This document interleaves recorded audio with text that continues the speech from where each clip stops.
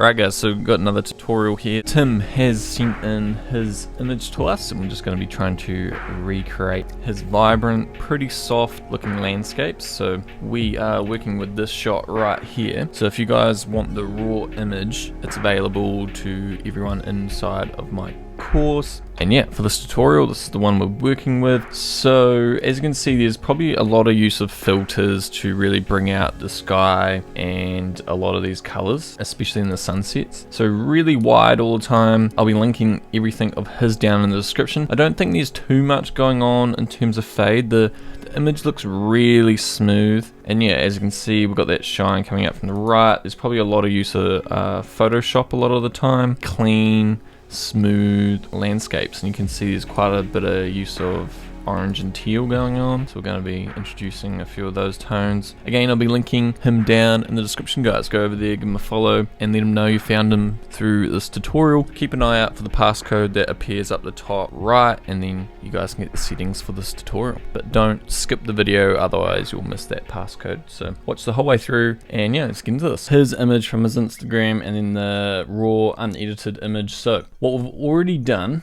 is we've done some cropping, so 4x5, just sort of put her on 1 rule of thirds, chopped out that empty space up top. Okay, so a bit about the settings. So F7, pretty much everything in focus, low ISO because it's pretty bright, and then 16 because he wants to go nice and wide, and then a pretty low shutter to keep that ISO down, and that f-stop nice and high to get a sharp image. And you can go to about 50 because you at least want to be double your focal length, which would be 32 at the least for shutter speed. Okay, so as you can see, let's just roughly bring up the warmth a bit. And what I want to show you guys right now is that I've already done the brushes and filters because that would take ages to redo, but after I edit I'll go through and show you guys all these filters and what they're doing. So I have already done those. So let's get into this. We want a low amount of contrast, and I'll show you the curves which are already done, and I'll show you what they're doing. So let's turn them on. So these curves, I just started with a slight S-curve in each channel. So what I did is just made an S-curve or applied one of my curve presets and then copied it, and then the only change is just a bit of extra red in the highlights, which I found during this edit, you'll see later on, it helped bring out the purplish red tones in the sky, all the sunset tones. I thought it just needed a bit more red in those brighter areas. So it's the only thing going on. Otherwise it's just a really simple S-curve, and these here adds in a bit of contrast. And now then this one, just again a bit of contrast, and then I thought maybe has a little bit of a matte look going on, maybe, but yeah, nothing too much going on, just a little bit of contrast. So if we click on his image, we look at the histogram, you can see those blacks are pretty much touching the edge there. So that was a giveaway that he's not doing this in his curves, which I probably thought he would have been, but by going by the histogram, he isn't doing that. And then also if we get his image, there's not a fade to the bright areas. So we keep our one up top. We don't do this. Okay, so up here, we want to up the blacks, up the shadows, highlights all the way down, because we want to like get a lot of detail back, all the way back there. And then we want whites, so all the whites in the image, which would be like the water down here, they really pop. So we're going to bring that up a lot. Shadows, you got exposure pretty good out of camera as well, so we don't actually have to do too much. But yeah, so far we just added a bit of pop, a bit of brightness. Okay, so moving on to color. If I just come down to calibration, now this isn't doing too much. You could probably actually achieve it without doing any calibration, but here's a lot of orange tones. See how the skin tone goes very orange when I do this? So he has a lot of these tones throughout his image. I'm just bringing in saturation as well. So I just did that a little bit, and then same with the orange and teal. He tends to have a lot of orange and teals through it. So just a little bit as well here. Let's bring down saturation.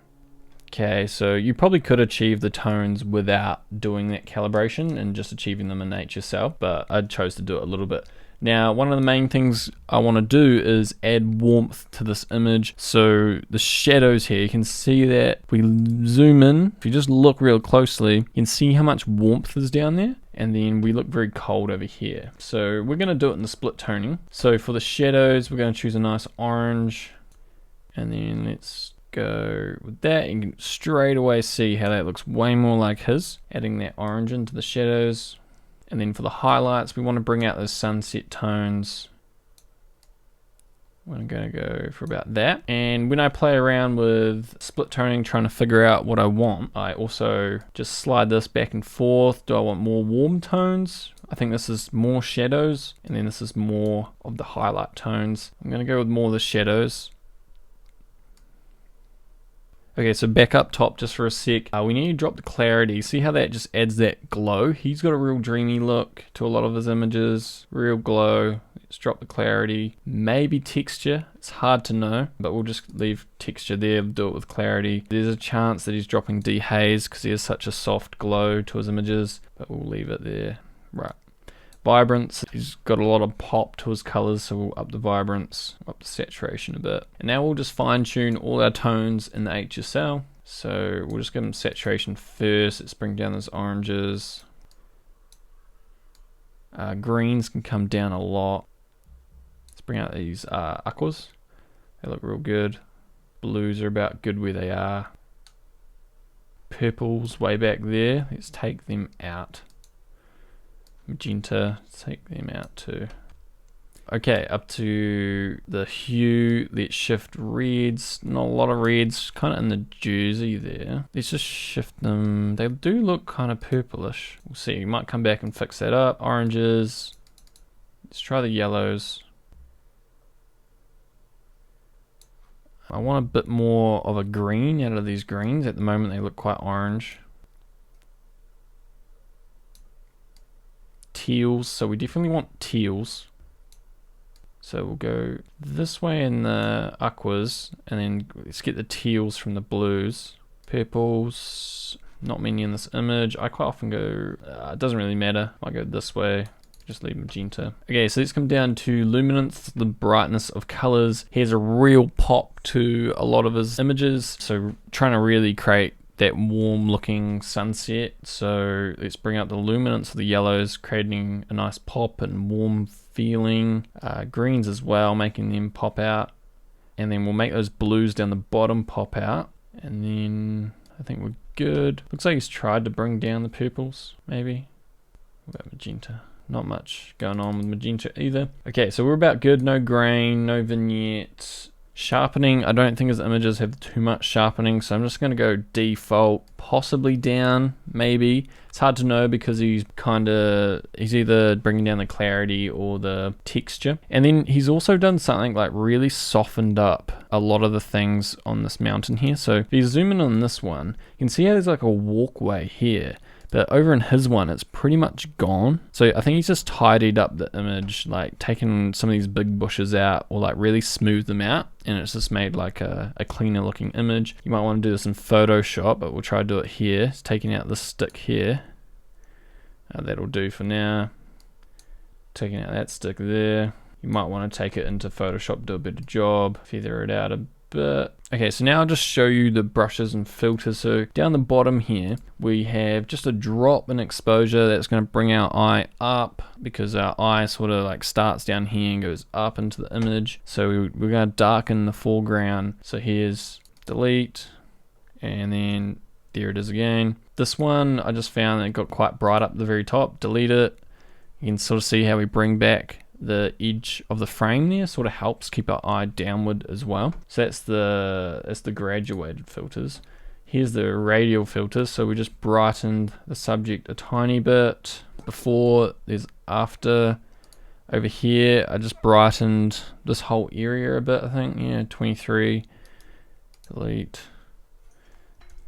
And there it is again. Okay, over here, drop the dehaze. And it's going to create that haze to this entire area. And I just did a few playing around. Like this one's got saturation, it's got warmth, it's got exposure, it's got a bit of green tint because maybe it got too purple. Dehaze, clarity. So if I delete this one, that's what it looks like before. and that's after with it. And then I just keep adding a few if I didn't feel like it was right. I've got this one coming further across. I can delete it, bring it back. That's what it looks like. This one I think is just all saturation. Delete, bring it back. Doesn't look like it's actually doing that much. And then this one is bringing down the exposure. See how it just gets very white up there? We wanted to bring it all back, and then we get a bit of these clouds back here. And that's also got some saturation in it as well. And then we have brushes. So we have brushed on our subject, exposure and contrast. If I press O, you can see where it's affecting. So we just brought out some key things in the foreground that are a bit interesting, help guide our eye. So this walkway here, if I delete it, that's before, it's after, makes a really big difference actually. This one, delete. So it's just brightening our subjects like head and shoulders, exposure and contrast. This one, brightening just sort of leading lines there, makes the image stand out a bit more, like our key things we want to look at for our eye to go along up the mountain. And then down here, let's press O. Alright, so this is just making that beach nice and white, all the waves nice and white. Just delete that one. And then just bring it back. Command Z brings it back. And you can sort of see it just creates that pop. And then we got one more out here, which looks like it's just over all the water. So we added in this nice glow by bringing down the clarity and the dehaze, which created this nice haze and softness to the image. And then we're going to add it back into just the water. So pressing O. And if you just watch at the texture of the water, just delete it. See how it's very soft. It's very soft, and over here you can see like all the little ripples, and then our one, it's just very soft because like we've brought down so much clarity to the entire image. So I'm just going to brush it back in, and then yeah, so texture and clarity. Yeah, he might have just done clarity possibly, but yeah, that really brings back all those ripples, which looks really nice. So again, if I delete that one, I think it actually adds quite a bit to the image. That's it gone, bringing it back. Those ripples come back in. So yeah, that's about it, guys. With the curves, so again, the only thing was the reds here and the highlights. I'll just show you what happens if I bring that down. You can see how we're like lacking a lot of warmth. So I just brought it back up. Maybe could achieve it in the split toning, but through my edit, I decided to do that with the reds just to add in some warmth. And that is it. If I just go before and after. Let's do it one more time. Before and after. And then if we just click over to his image, so this really helps me when I get his image on top and then I go to the image I'm editing. That helps me really see the difference as well. I'm not sure what he's done exactly with this distortion and that. You can see how they're not exactly the same, but pretty close. Alright, that's it for this one.